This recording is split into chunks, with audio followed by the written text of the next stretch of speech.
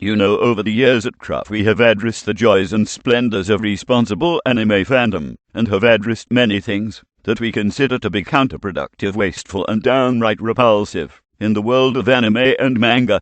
This video is going to discuss a little bit of both. Now, yours truly was in Los Angeles at an art shop discussing art, and the subject shifted to anime. Needless, an associate there who knew me from my patronage said to me, "What kind of anime to you is really holding anime back?" Well, really, if I could say one or another, I wouldn't be fair and true. So I told him short and sweet, it's a patient with many ailments. Now this brought me to making this video. You know, since the beginning of the explosion of the anime market and fandom in the West, only a few anime and manga like Cowboy Bebop have reached anything near perfection, if there is such a thing. Sadly, there are a few winners and many losers. So to address this gentleman at the art shop, and other through the many years that have asked me questions about this anime or that manga, I will more here in a few words are the opinions of myself and some of my colleagues at CRAF of certain anime and manga in word or phrase association.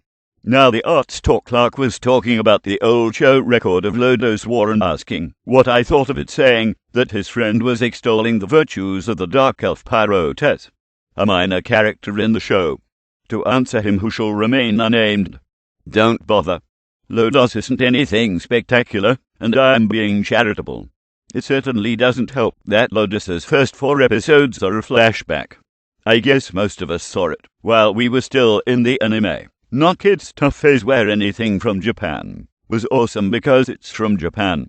I saw it in a club setting a few years ago, and it bombed with a relatively well-versed group of anime fans that didn't have any nostalgia towards Lodos Wars. I mean the total, utter twit of a main character pun. The merry blonde elf chick deedlit the lack of real sword battles. But the reason Lodos looked like gold back in the day was that you had to understand the times in the 1990s and early 2000s, is that for a long time there wasn't much anime that was recognizable as just straight-up fantasy. Fushigi Yuji and Circaflone was schoolgirl in mysterious world, where she must choose between the hot bishan and shoujo first, and fantasy second. Slayers and shows of that ilk generally put lukewarm comedy above really telling a story. Lodos looked like gold compared to pieces of crap like that. Not to say Lodos is an amazing, flawless show. I just think that's why people watched something that, considered out of context, is wholly unremarkable. Just unremarkable. Fantasy does not get an automatic pass with me. I totally do not like or care about elf chicks, and irritating, bullshit main characters make me want to watch a better show. So there you go. And I'd not hunt for the old DVDs of it, which may be hard to come by anyway, as the original distributor, the repulsive Central Park Media, is thankfully out of business. I mean, really, you know what? I never cared for Lodos ever. Speaking of Circaflone, Escaflon irritated me to no degree, and it wasn't helped by the stupid main characters, irritating cat girls. I'm not a cat girls fan. Long-haired Bishnan, shit excuse for robots. They use dragon's blood. Come on. Not to mention the fact that it has a character, Delanda to be specific, that apparently jumps back and forth between male and female. That show was way too fangirlish pandering, while trying to be a guy's series at the same time, and I couldn't take it. That's not even going into the absolutely awful movie, which probably has some of the worst purple prose dialogue I've ever heard. I can picture shoujo, and I am not malapropping Shoujo Kawamori and Kazuki Kan, one of the worst directors in anime, masturbating over just how amazing they think they are with the dialogue they've written. I think Escaflon was the start of the fall of Shoujo Kawamori, and it shows. Escaflone, another piece of shit. I really don't like it. Think Escaflon is probably one of the most overrated show of its era I can think of, well, except Evangelion, but most people I know can see that for what it is now, a piece of shit unto itself. However, the music was pretty great, but Yoko Kanno usually delivers as she always has done. Ranma One Half is another show that repulsed me, though I did adore the delightful Akane Tendo. She was the only person in that series that made sense. I mean Ranma, that clueless band and wearing a Yatrioka, that slut shampoo, Genmasa Otomi, and Suntendo and their dumbasses, a testament to insulting Japanese fathers, and a plot that was stretched from here to Timbuktu. Did I not mention the over-the-top nudity? The T&A, then again, even the worst stories of Ranma were like years above Rumiko's all-too-known successor abomination Inuyasha. I mean emo kids in feudal Japan. A dog-eared teenager and his Sandusky I told a brother that has as much personality as Al Gore, a slut schoolgirl, a perverted excuse for a monk, probably one of the first pulpit pimps, an annoying fox boy, and a bunch of Looney Tunes wannabes rejected by Warner Brothers. And a plot so weak that it makes the presidency of Barack Obama look strong. Not to mention it ran a decade too long both in anime and in manga form. And Evangelion. I don't know why this show was so popular. An emo kid. Hint hint, this is a recurring theme with the anime industry. A crazy father, no mother, a drunk slut, a German whore and a sex doll. What makes this show so endearing? Oh, I get it. Porn. That's it. Porn. It's the hentai fan art mainly of Askar again, not a malaprop here. Askar, Langley Shore Yushikanami Fawcett Majorsman Anafarna Furfeska III. I mean, give the fanboys something to fap to in 1996 and they still fap to it in 2013. This show was a mess, and somewhere out there the people of Gainax know that it's a hot mess too. The Slayers. I mean, this show is basically a show that's based off of Dungeons and Dragons, except that the main characters are a tsundere female and her dumb blonde surfer dude sidekick. A rock man that looks like Shaggy from Scooby-Doo, but on a positive note, is voiced by Hikaru Midorikawa on the original, and the brilliant Crispin Freeman in the dub. His big-mouthed girlfriend, a Benedict Arnold priest, a big-breasted bimbo that is used as the avatar of one of my sworn YouTube enemies. I am talking to you, 89 Mr. Little. And a series of series and movies that made me wonder, why did this show have any following? Never liked it, was a piece of crap. Tenchi Muyo, the original harem anime, where one schlub is surrounded by a gaggle of women with something wrong with them. A princess with a bad temper, and quote-unquote alien pirate who looked like Phyllis Diller, a pseudo-lesbianic pair of police officers, one a ultra-tan Suze Ann Summers clone, and the other a cookie-cutter stock-photo blue-haired anime female, a magical girl clone of Sailor Moon's Chibi Usa, and a doppelganger cat-rabbit freak of nature. And you have a show that spawned not only a myriad of spin-offs, but a rass-load of equally successful clones to numerous dimension. Not to mention that it spawned the mo bullshit that you have seen in the past 10 years.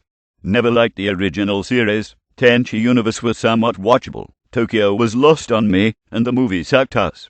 Fushigi Yuji are one of the grand dames of reverse harem shows. Basically Escaflowne without the mecha. A rude boorish teenage girl sucked into a magical world of pretty boys. An assembly line strapping young hero. An assembly line narcissistic Bishonen prince. An assembly line androgynous cross-dresser. An assembly line hot-headed redhead. That was the progenitor of numerous other hot-headed redheads on other series, both male and female, an assembly line shaman type, and an assembly line actual pretty boy who had more intelligence than 90% of the dramatist persona in the series, the animated spin-off, the OVA, the prequels, and the manga series currently in print today. Not to mention a villain that resembles Siegfried from Siegfried and Roy.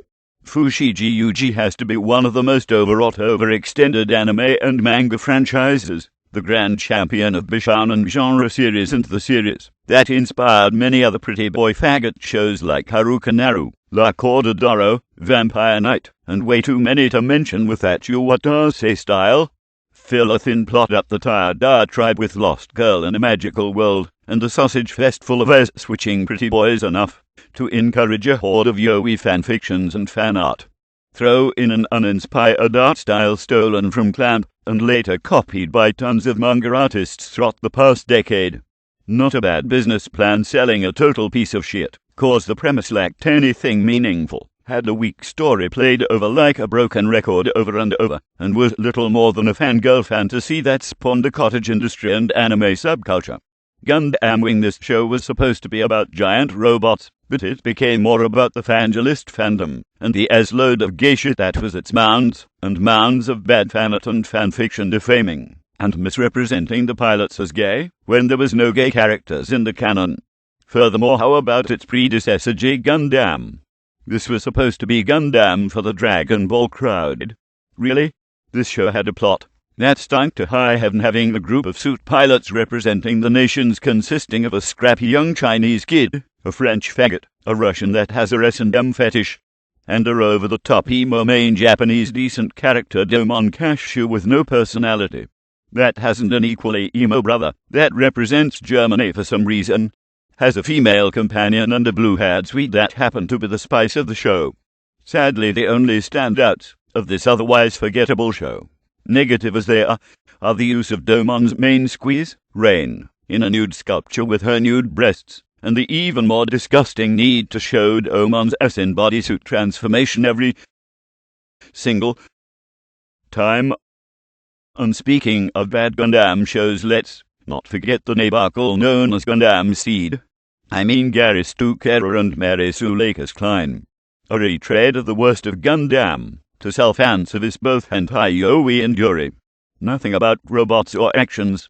Motherfucking piece of shit. And the show was popular enough to have a sequel. Thankfully, the sequel never got to air on Cartoon Network, because its audience was smarter than the Japanese dumbfucks that will buy anything that has sex appeal. Code gay ass. Another waste of Sunrise production values and Clamp's artistic talent. I don't particularly care for Clamp.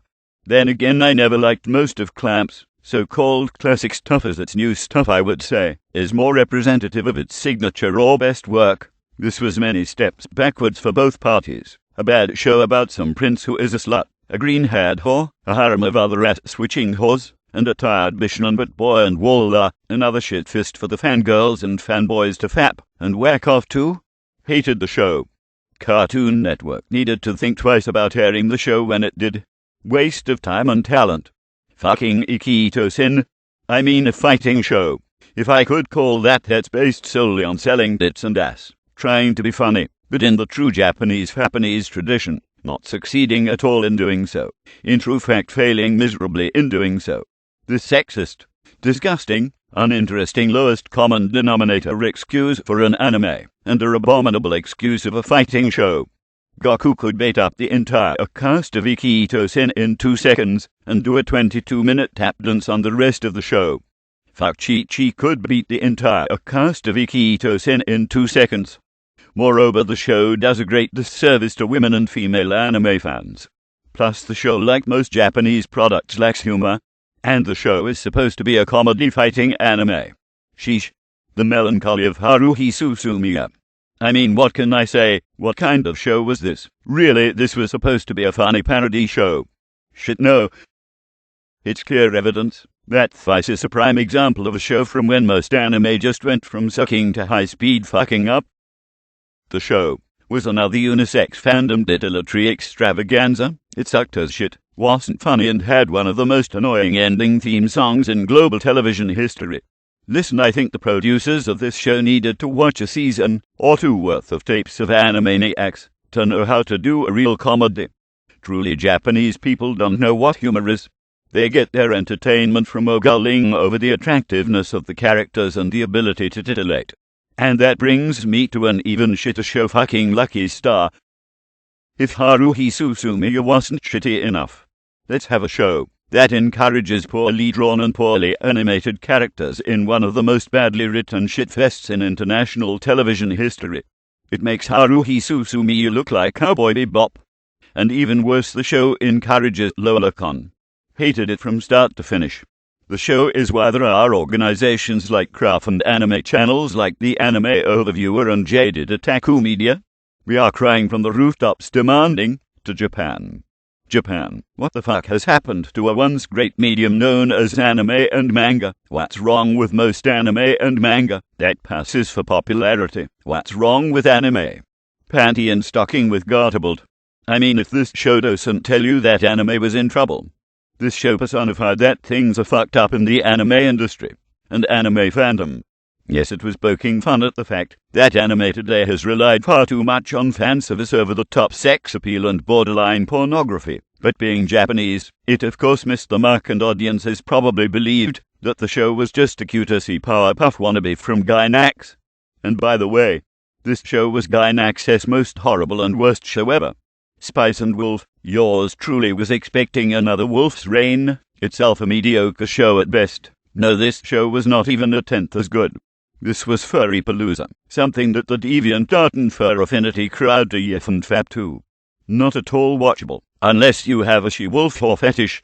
These are just an example of anime shows that define why this once beautiful medium has gone straight to the dogs and is in trouble today, and why a fair organization is here today.